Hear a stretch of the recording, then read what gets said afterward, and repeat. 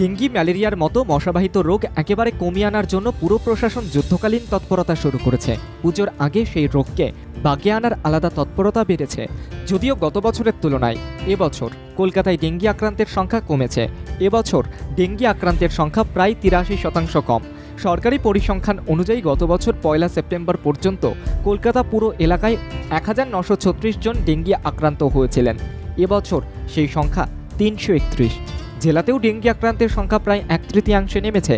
ধারাবাহিক পদক্ষেপের ফলেই বড় সাফল্য বলে দাবি করছে পুরো কর্তারা।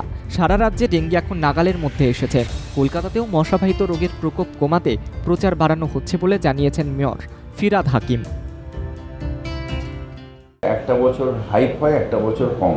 আমি এখনও যেটা সিএমএইচও সাহেবকে বলবো যে খুব সতর্কভাবে যেগুলো তৈরি করা, কারণ লেট বর্ষা এসছে।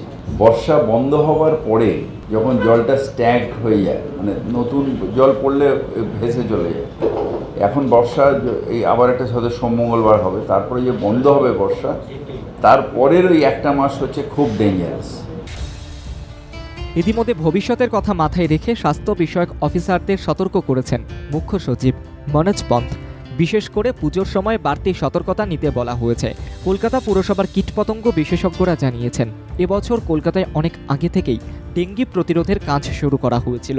অন্যান্য বছর জুলাই মাস থেকে পুরসভার ডেঙ্গি সংক্রান্ত হেলথ অ্যাডমিনিস্ট্রেটিভ মিটিং শুরু হতো। এবছর 19 এপ্রিল থেকেই সেটা শুরু হয়েছে।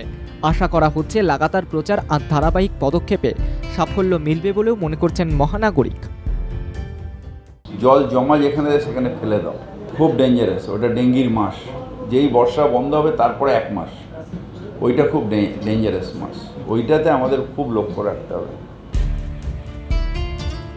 সার্বিক সচেতনতা বৃদ্ধি করার প্রতি অগ্রাধিকার দিচ্ছে পুরো প্রশাসন।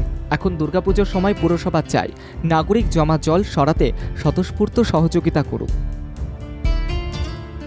শেখ এরশাদের রিপোর্ট, বাংলা জাগো।